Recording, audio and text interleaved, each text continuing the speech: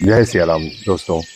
आज हम एक बहुत ही कमाल की कहानी सुनने वाले हैं, रावण के श्राप की और सीता मैया के जन्म की। रावण लंका का राजा था। उसकी सेना बहुत ही डरावनी थी। रावण का नाम सुनते ही सारे लोग डर जाते थे। उसके 10 सर और 20 हाथ थे और वह अपनी चमत्कारी शक्तियों से पहाड़ों को भी अपने हाथों में कुचल देता था। रावण का एक बड़ा सपना था कि वह पूरी दुनिया पे राज करे। ऐसा सपना जिसके लिए वह सबसे लड़ने लगा, यहाँ तक कि श्री हरि भगवान से भी। वानरराज बाली एक बहुत ही शक्तिशाली राजा था। वानरों की प्रजा अपनी अद्भुत शक्ति, बुद्धि और फुर्ती के लिए जानी जाती थी। बाली इतना शक्तिशाली था कि उसने एक दिन रावण को अपने हाथों में पकड़ लिया, अपना बंदी बना के रखा। लेकिन जब बाली की पत्नी तारा ने देखा कि यह तो लंकापति रावण है, तब उनके कहने पे बाली ने रावण को जाने दिया। चलते चलते रावण रेवा नदी के तट पे आ पहुंचा और वहां उसने राजा सहस्त्रबाहु, जो 1000 हाथों की ताकत रखते थे, उनको अपनी सुंदर रानियों के साथ पानी में खेलते देखा। यह देखकर रावण को बहुत जलन हुई और उसने नदी के सारे पानी को रोक दिया। दोनों में बहुत लड़ाई हुई।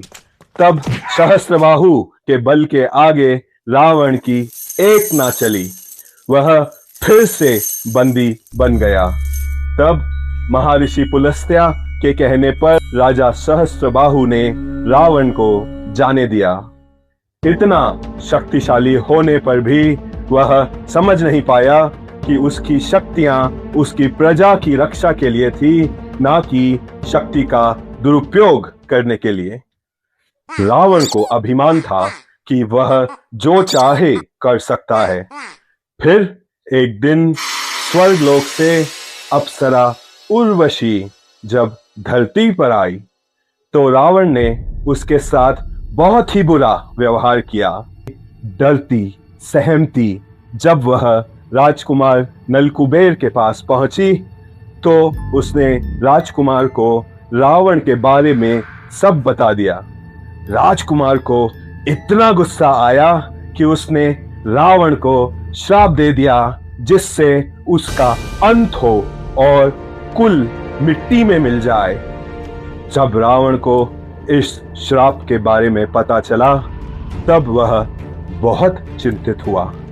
लेकिन उसे गुरु ब्रह्मा और भगवान शिव दोनों का ही वरदान प्राप्त था और यह सोचकर उसे लगा कि वह चाहे जितने बुरे काम करे, कोई उसका कुछ नहीं बिगाड़ सकता।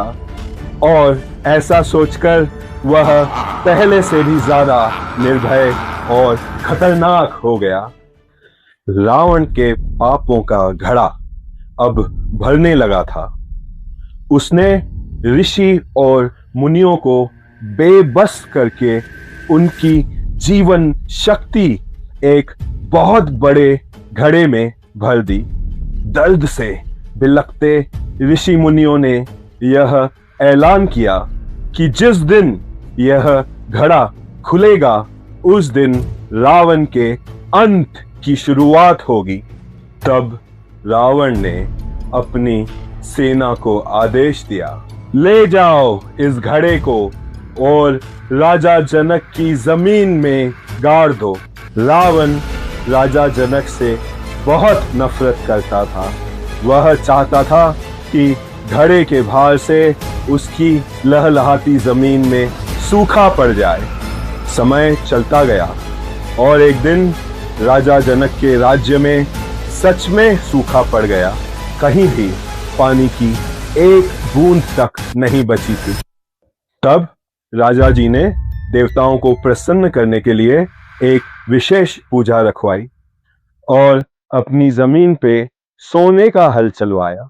जैसे ही सोने का हल उस घड़े से टकराया, घड़ा फूट गया और सारा आसमान रोशनी से भर गया। तब एक बहुत बड़ा चमत्कार हुआ। माता सीता एक सुंदर सिंहासन पर बाल रूप में प्रकट हुई। राजा जनक की पत्नी रानी सुनैना ने उस दिव्य कन्या का नाम जानकी रखा और देव ऋषि नारद ने उनको सीता नाम दिया। मैया सीता बड़े होने पर अयोध्या की रानी और प्रभु श्री राम की अर्धांगिनी बनी। बोलो जय श्री राम।